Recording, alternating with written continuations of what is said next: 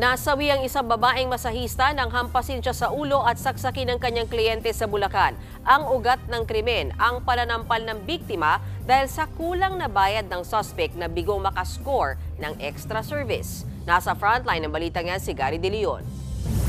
Sa bakanting lote sa isang farm sa Norsagaray, Bulacan, nahukay ang bangkay ng isang babaeng masahista. Base sa investigasyon ng mga pulis, pinatay ang biktima nang hampasin siya ng bato sa ulo, sinaksak ng kutsilyo at hinataw ng bareta sa noo.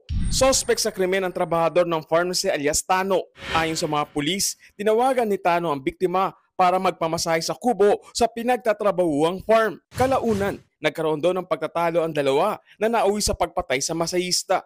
Kinabukasan, sinunog ng suspect ang ilang personal na gamit ng biktima hanggang sa natagpuan din ng mga katrabaho ng suspect ang bangkay. Nakita itong mga witnesses natin na merong natabunan na kakaiba dun sa may part, dun sa may malapit dun sa kubo na medyo malalim na area ng lupa na dinadaanan ng tubig.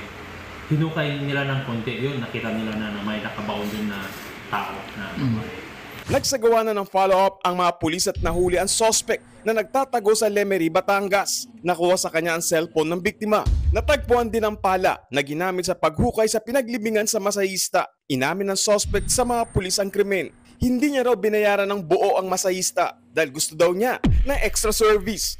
Ito ang naging mitsa ng kanilang away.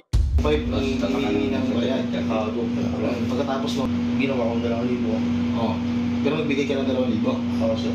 Tapos, sir, yun nga, sinabi ako, nasampal ako, napunutan. Sinampal ka, tapos sinapunutan ka. Oo. Nabigla ako yan. Nabigla ka? Nadula ko. Nakakulong na si alias Tano at mahaharap sa kaso murder. Nagbabalita mula sa frontline, Gary De Leon, News 5. Mga kapatid, Mean Los Baños po, huwag magpahuli sa mga balita at impormasyong dapat ninyong malaman.